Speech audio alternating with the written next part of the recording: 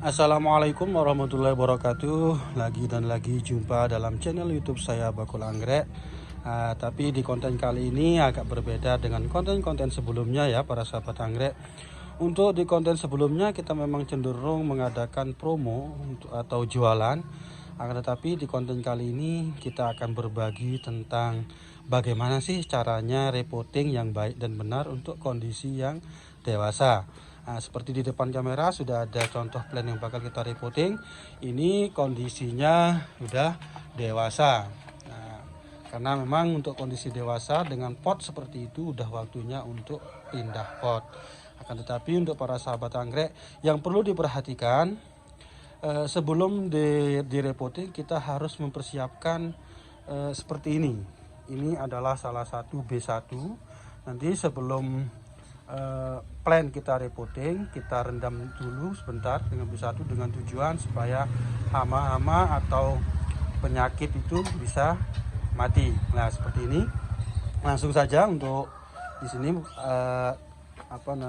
kita lepas dari potnya. Setelah itu kita rendam.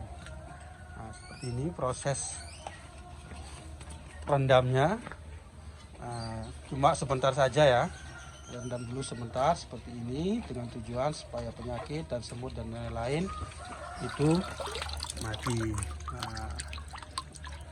Seperti ini kondisi akarnya yang bakal kita reporting. Rendamnya cuma sebentar saja, nggak seperti rendam baju untuk yang mau dicuci ya. Seperti itu kita titiskan. Nanti yang perlu diperhatikan di sini adalah bagaimana cara reporting ketika menentukan posisi dari batangnya. Kadang banyak sih orang reporting asal-asalan, tidak tahu arahnya, posisinya seperti apa. Langsung saja. Seperti ini ya para sahabat anggrek. Ini saya mohon jangan di skip karena sangat bermanfaat sekali untuk kita semua, untuk para sahabat anggrek. Jadi pot juga perlu, ukuran pot juga perlu diperhatikan, ukuran besarnya seperti apa. Seperti ini ukuran pot, jangan terlalu besar. Karena kenapa? Kalau pot yang terlalu besar itu sebenarnya nggak apa-apa sih.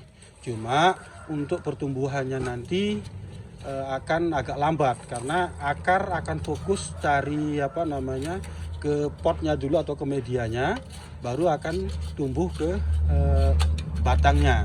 Oke, di sini setelah kita menentukan potnya, kita langsung lihat cara reportingnya. Nah, untuk batang yang sudah tua atau udah lama, itu bisa langsung ditempelkan dengan potnya. Karena kenapa? Karena biasanya untuk batang yang sudah lama itu jarang ada potensi atau ada tunas baru yang keluar.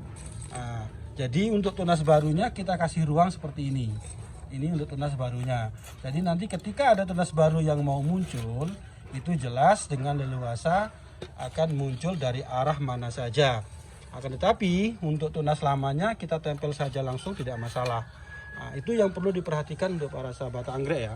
Jadi reporting juga enggak asal-asalan, ada ilmunya. Makanya di konten kali ini kita berbagi. Untuk yang sudah pengalaman mungkin ada kesalahan bisa kita sharing-sharing. Nah seperti ini untuk setelah reporting. Yang perlu diperhatikan ketika reporting itu jangan sampai posisi si anggi atau si anggrek itu goyang. Jadi harus tetap kuat. Karena kenapa? Kalau anggrek yang posisinya itu kondisinya itu bergoyang, tidak kuat, itu nanti berpotensi untuk akarnya sulit untuk aktif. Karena terus bergoyang terus. Akan tetapi kalau posisinya kuat seperti ini proses keluarnya akar cepat. Nah, sedangkan untuk medianya kita bahas media. Seperti ini. Jadi pentingnya ini kan udah kelihatan tunas barunya. Lah, karena udah kelihatan tunas barunya dan juga di sini ada tunas baru yang sudah muncul, makanya di sini kita kasih ruang. Seperti ini ya para sahabat anggrek. Untuk medianya kita di sini menggunakan media areng, akan tetapi untuk media yang di sini ketika proses packing itu tidak boleh terlalu padat. Karena kenapa? Nanti kalau terlalu padat banyak potensi jelek yang akan muncul. Pertama, mungkin karena padatnya itu akar untuk menjalar itu sulit. Nah, jadi dikasih ruang seperti ini, nggak terlalu padat, akan tetapi posisinya kuat, tidak goyang. Sekali lagi, medianya tidak boleh terlalu padat, akan tetapi seperti ini, tapi posisinya tidak goyang. Nah, seperti ini ya sahabat anggrek, untuk kondisi dewasa proses atau tutorial repottingnya. Nah, sekali lagi, mungkin ada yang kurang paham seperti ini. Ini kita ulangi lagi, setelah direndam di B1, terus kita titiskan kita kalau orang Jawa bilang ditiris nong. Nah, baru ini repotting. Nah, sekali lagi kita lihat posisi yang paling mudah di sini. Untuk para sahabat anggrek mungkin sudah bisa dilihat posisi atau dari segi daun dan segi batang yang paling mudah di sini yang mana. Nah, kan jelas yang ini ya dibandingkan dengan yang ini. Nah, setelah kita mengetahui mana batang yang paling mudah, baru kita ambil langkah menentukan posisi repottingnya.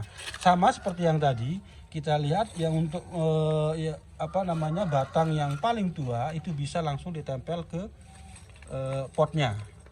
Nah, baru yang tunas yang baru atau tunas nanti yang bakal keluarnya tunas itu diperhatikan di mana letaknya seperti ini. Nah, di sini juga arangnya tidak terlalu padat karena cukup 3-4 arang saja posisinya sudah kuat seperti ini, tidak goyang. Nah, seperti ini ya para sahabat anggrek. Jadi sangat gampang sekali sebenarnya, gampang bagi orang yang sudah mengetahui atau sudah paham. Nah, seperti ini. Jadi ini udah nggak goyang. Nah, bisa dilihat posisinya, ukuran medianya juga nggak terlalu banyak. Nah, inilah yang saya maksud dengan posisi bakal tunas baru yang muncul itu harus dikasih ruang yang luas. Sekali lagi untuk ukuran pot bisa dilihat kalau kondisi dewasa seperti ini, ukuran potnya jangan terlalu besar. Diameternya 18, terus kalau bisa cari pot yang jangan terlalu tinggi, tingginya sekitar 11-12 saja seperti ini. Nah, ini juga jangan lupa ditulis ya para sahabat anggrek untuk ID-nya, karena ID itu sangat berpengaruh. Nanti kalau terjerumus menjadi no ID, harganya tidak bisa mahal seperti ini. Jadi ID-nya tetap kita cantumkan. Nah, seperti ini ukuran potnya ya para sahabat anggrek. Terus enak dah pakai pot yang besarnya seperti kaleng ini, ya nggak masalah sih, mau pakai kaleng mau pakai apa, cuma nanti seperti yang saya bahas di awal bahwasanya kalau potnya terlalu besar pertumbuhannya akan lambat. Karena kenapa? Si anggrek akan fokus ke ke dalam pot, baru bisa fokus ke pertumbuhannya. Ya karena memang kalau anggrek itu ada istilah step by step, nggak bisa langsung instan dari kondisi seedling langsung pindah ke pot yang ukuran dewasa, nggak bisa. Ini pun perlu sahabat anggrek ketahui, karena kondisi dewasa ini sudah melalui proses packing 3 kali dari kondisi seedling sampai kondisi sekarang. Nah, nanti kalau udah kondisi menggunakan pot seperti ini, itu sudah siap sudah siap jual. Sudah tidak perlu repotting lagi ya para sahabat anggrek seperti ini. Nah, kondisi anggrek pun kan bisa dilihat sangat subur sekali ya, karena memang dari proses packingnya itu sudah diperhatikan menggunakan aturan-aturan yang dianjurkan oleh para master anggrek. Nah, seperti ini. Nah, seperti ini.